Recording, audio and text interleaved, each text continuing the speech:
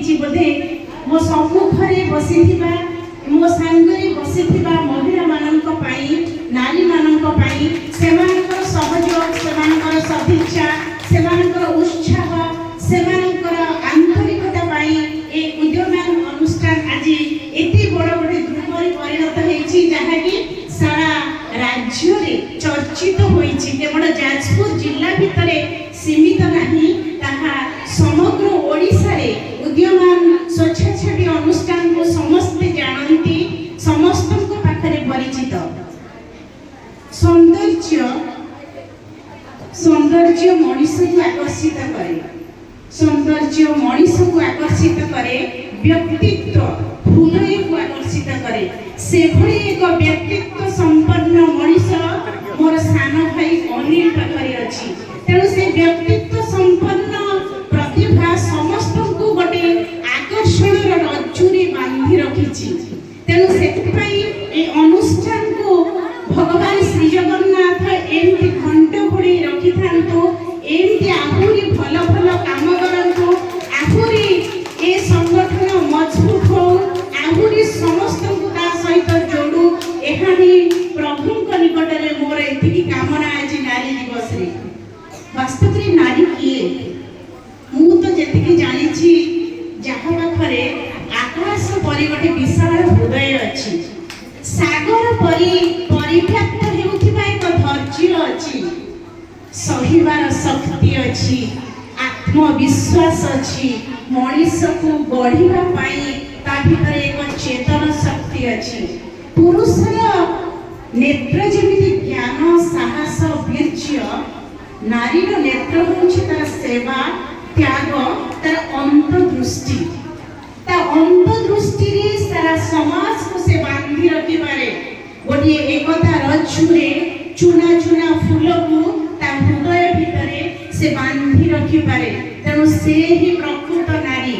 ନାରୀ ପ୍ରକୃତି ସ୍ୱରୂପା, ପୁରୁଷ ବିକୃତ। ମଣିଷ ନାରୀର ପ୍ରକୃତି ଏବଂ ପୁରୁଷର ବିକୃତିରୁ ଗୋଟେ ମଧୁର ବେଣୁସ୍ୱନ ସୃଷ୍ଟି ହୁଏ। ସେ ସୃଷ୍ଟିକୁ ସଞ୍ଚାରିତ କରେ, ସୃଷ୍ଟିକୁ ପରିପୃଷ୍ଟ କରେ, ସୃଷ୍ଟିକୁ ପରିମାର୍ଜିତ କରେ। ତୁମେ ଯେବେ ଛାପା ବହି ଛୁଅଁ, ତୁମେ ଯେବେ ଛାପା ବହି ଛୁଅଁ, ଛୁଆଁ ନୁଆଁ ମଣିଷର ଦେହ।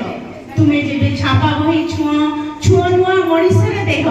ଏ ମଣିଷ ଜାତିର ପ୍ରତ୍ୟେକଟି ଖବର ରୂପ ପାଏ କବିତାରେ ମୋର। ପ୍ରକୃତରେ এই নারীମାନଙ୍କ ପାଖରେ ଏତେ ଶକ୍ତି, ଏତେ ସାହସ, ଏତେ ଧୈର୍ଯ୍ୟ, ଏତେ ଆତ୍ମନିଷ୍ଠତା ଭରପୁର ହେଇକି ରହିଛି ଯେ କୌଣସି କାର୍ଯ୍ୟ କରିବାର ଦକ୍ଷତା ସେମାନଙ୍କ ପାଖରେ ଭରପୁର ହୋଇ ରହିଛି। ମୁଁ ଏଇଠି ଯେହେତୁ ମହାତ୍ମା ଗାନ୍ଧୀଙ୍କର ଗୋଟିଏ ଫଟୋଚିତ୍ର ଅଛି ଜାତିର ପିତା, ତେଣୁ ତାଙ୍କରି ବିଷୟରେ ଗୋଟିଏ କଥା କହିବି। ମହାତ୍ମା ଗାନ୍ଧୀ ଯେତେବେଳେ ରହୁଥିଲେ ଆଶ୍ରମରେ, ସେଠି ଗୋଟେ ସେ ନିୟମ କରିଥିଲେ ଯେ ଫାଷ୍ଟ କମ୍ ଫାଷ୍ଟ ସର୍ଭ। ଯିଏ ପ୍ରଥମେ ଆସିବ ଆଶ୍ରମରେ ଖାଦ୍ୟ ସେ ପ୍ରଥମେ ଖାଇବ। ତେଣୁ କାରଣ ସୀମିତ ଆସନ ଥିଲା ବସିକି ଖାଇବା ପାଇଁ, ଗାନ୍ଧୀ ବାପ ଦିନେ ଡେରିରେ ଆସିବେ, 5 ମିନିଟ ବିଳମ୍ବରେ ଆସିବେ, କିନ୍ତୁ ଅପେକ୍ଷାରେ ରହିଲେ। ଆଦୌ ବିଚଳିତ ହେଲେନି, କାରଣ ବାପ କେବେ ବିଚଳିତ ହୁଅନ୍ତି ନାହିଁ, ଭାରି ଧୈର୍ଯ୍ୟ ତାଙ୍କ ପାଖରେ। ଯେତେବେଳେ ବାପୁଜୀ ଅପେକ୍ଷା କଲେ, ତାଙ୍କ ଆଶ୍ରମର ଜଣେ ଶିଷ୍ୟ ତାଙ୍କୁ ଆସି କହିଲେ, ବାପୁ ଆପଣ ନିଜେ ତ ଏ ଅନୁଶାସନ କରିଛନ୍ତି, ଆପଣଙ୍କ ପାଇଁ କ'ଣ ପ୍ରତିବନ୍ଧକ? ଆପଣ ତ ଯିବେ, ଆସନରେ ବସିବେ, ଖାଇବେ, ଆପଣ ଅପେକ୍ଷା କଲେ କାର୍ଯ୍ୟ ଡେରି ହେଇଯିବ, ବିଳମ୍ବ ହେଇଯିବ। ବାପୁଜୀ ସେଠି କହିଲେ, ନା ନା, ମୁଁ ଯେଉଁ ଅନୁଶାସନ କରିଛି ସେ ଅନୁଶାସନକୁ ଭାଙ୍ଗିବାକୁ ମୁଁ କିଏ? ମୋର ଯେତେବେଳେ ସମୟ ଆସିବ ମୁଁ ସେତେବେଳେ ଯାଇ ଖାଦ୍ୟ ଗ୍ରହଣ କରିବି। ଏଥିରୁ ଆମେ କ'ଣ ଶିଖିଲେ? ମା ମାନଙ୍କ ପାଇଁ ଏହା ଯେ ଅନୁଶାସନଟା ପ୍ରଥମେ ଆମ ପାଇଁ ଲାଗୁ ହୁଏ। ଆମେ ଯଦି ସେ ଅନୁଶାସନରେ ବନ୍ଧା ହୋଇ ରହିବା, ତେବେ ପିଲାମାନେ, ଆମ ଉତ୍ତର ପିଢ଼ି, ଉତ୍ତରଦାୟକ ତାକୁ ନିଶ୍ଚିତ ଭାବରେ ଅନୁକରଣ କରିବେ ଏବଂ ଗୋଟେ ସଂସ୍କାରୀ, ମାନେ ଗୋଟେ ସୃଜନଶୀଳ ମଣିଷ, ଗୋଟେ ଭଦ୍ର, ଗୋଟେ ଗୁଣ, ଗୋଟେ ଚରିତ୍ରବାନ ସମାଜକୁ ଗୋଟେ ଆମେ ଉତ୍ତରାଧିକାରୀ ଦେଇପାରିବା।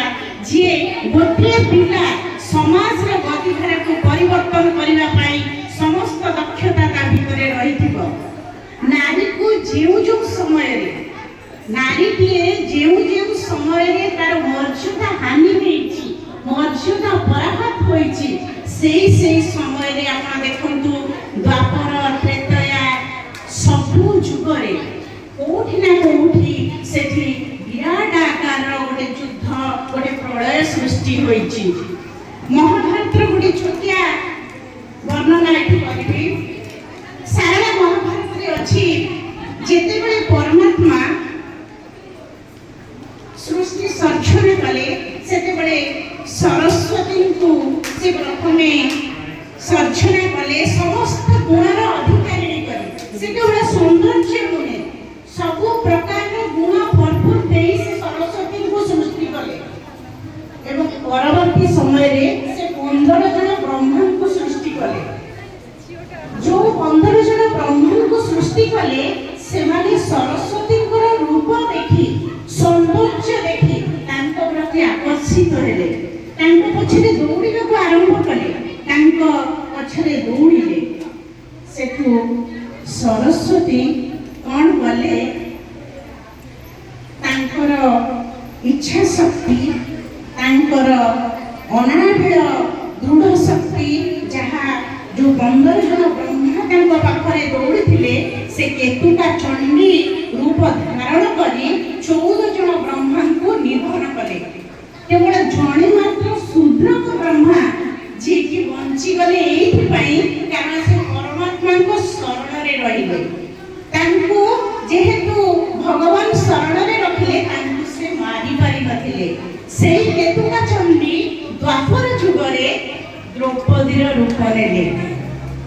ବାକି ଥିବା ହିସାବ ନିକାଶ ଆର ଜନ୍ମରେ ହେବ।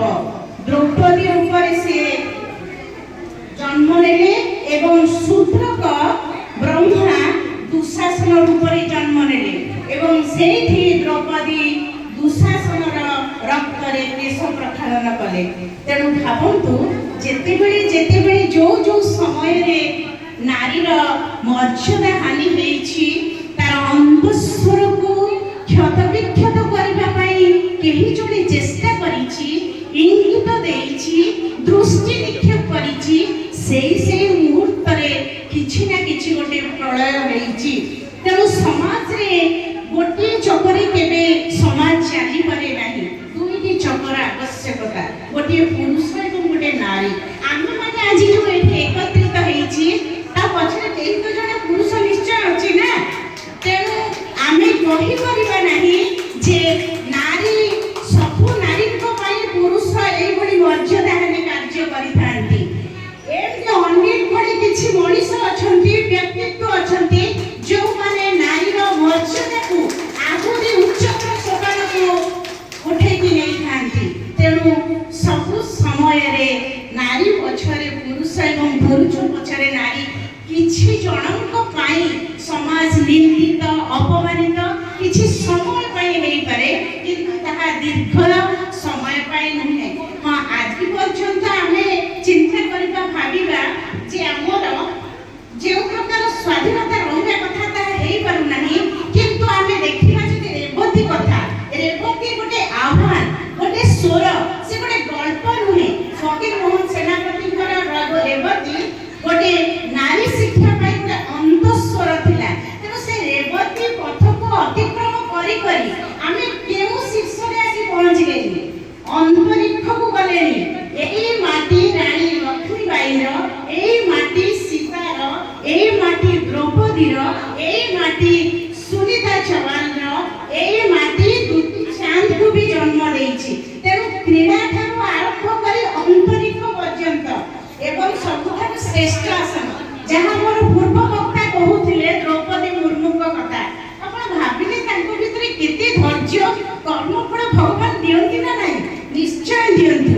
ଆପଣ ବିଶ୍ୱାସ ରଖନ୍ତୁ ବା ନ ରଖନ୍ତୁ, କର୍ମଫଳ ଦିନେ ନିଶ୍ଚିତ ଭାବରେ ସମୟର ଗତିଚକ୍ରେ ଘୁରି ଘୁରି ଆପଣଙ୍କ ପାଖକୁ ନିଶ୍ଚୟ ଆସିବ। ଦ୍ରୌପଦୀ ମୁର୍ମୁ ଯେତେବେଳେ ଦୁଇଟି ପୁଅ ସ୍ୱାମୀଙ୍କୁ ନିରବଚ୍ଛିନ୍ନ ଭାବରେ ହରେଇ ଚାଲିଲେ, ତାଙ୍କ ଅବସ୍ଥା, ଗୋଟେ ନାରୀର ଅବସ୍ଥା କ'ଣ ଯେ ହେଇଥାଇପାରେ? ସେ ଆଧ୍ୟାତ୍ମିକ ଶରଣକୁ ଗଲେ, ଆଧ୍ୟାତ୍ମିକ ଦିଗକୁ ଯାଇ ତାଙ୍କ ମନକୁ ସେ ସ୍ଥିର କଲେ। ତେଣୁ ସେ ସ୍ଥିରତା ଆଣିଲେ ବୋଲି बोली तांको भितरे से आत्मविश्वास बलवत्तर रहिला बोली आज से भारतर राष्ट्रपति बा भारतर प्रथम नागरिक सेही परि भाबरे इंदिरा गांधी को कथा कहिबा भारतर प्रधानमंत्री जे थिले तेणु भाविले नारी को गुणरे कौन से गुणरे भी कम नुहे सामाजिक राजनैतिक अर्थनैतिक सबु दिग को जदि आपण अवलोकन करिवे तेबे सबुठी केवल नारीर तार व्यक्तित्व को से सुदृढ़तार सहित तार पराकाष्ठा को से प्रतिपादित करिछि तेणु ए नारी दिवस जहाँ आज अनुचिंता अछि से अनुचिंताटा ए वर्षर जहाँ 1911 आरंभ होइकि 2026 पर्यंत निरवच्छिन्न भाव चली जे आमको देले आमे दबा देले ताहा आमे दबा कौन आमको देले आमे ताहा दबा ना आमको जदि समाज रु साहस मिलिबो शिक्षा मिलिबो संस्कार मिलिबो सेवा मनोभाव मिलिबो आपणा बेलिया मिलिबो रास्ता रे चलिबार साहस मिलिबो आम भितरे डर नथिबो भय नथिबो ताहाले आमे समाज को परिपुष्ट करिबा विकास रो शीर्ष को लेबा से नारी से केवल सामाजिक क्षेत्र रे नुहे राजनीतिक क्षेत्र रे अर्थनैतिक क्षेत्र रे समस्त क्षेत्र रे भारत वर्ष को विकास रो शीर्ष को लेबो तेणु नारी कौन गुण कम नुहे आपण मान भितर से विश्वास से भरोसा से चिंता चेतना जिते पर्यंत उज्जीवित आपण मान सैल्यूट देवा कथा नमस्कार करबा कथा जे आपण माने गोटे गोटे परिवार रो व्यवस्थापिका आपण व्यवस्थित भाव रे गोटे गोटे परिवार को चलाउछंती तेणु से व्यवस्थापिका मानन को पाई आज होछि दिनटी तेणु समस्त नारी मानन को पाई मो हृदय रु एतिकी माने कामना करिबे प्रभु को पाखरे जे समस्ते समस्तको जेउ जेउ दिगरे जाउछंती शीर्षतर सोपान रे से माने पहुंचंतु एवं जोठी नारी रो पूजा हुए से देवता ही वास करंती कारण एई जो परिसर को जते बेले मु चप्पल खोली के आसीली मु जानिली भगवान को कोठी ना कोठी एटी बड़ा मन करले कारण विश्वास मिलाली हरि प्रत्येक बहुत दूर विश्वास रे भगवान अछंती तेनु से विश्वास रे भगवान निश्चित ए चारि जन भितरे समस्त को देखुछंती तेनु आम भितरे थिबा आमे विकसित हेछि समस्त स्वीकार करंतु बा न करंतु नारी हो बा पुरुष हो आमे समस्त विकास रा शीर्ष को चुइचे किंतु आम मनटा कोठी ना कोठी टिके संकुचित हेछि तेनु आज नारी दिवस रे मोर एई अनुचिंता समस्त को पाई रहिबो एई अळी रहिबो जे आमे असहिष्णुतार मंत्र सबुदिन पाई ए नारी ए समाज रु लिभि दबो समस्त को भितरे भलो पाइबार गोटे वार्ता गोटे फूल प्रस्फुटित करिबो जहाँ की समाज को परिवर्तन करिबार समस्त दक्षता रहिबो जय जगन्नाथ।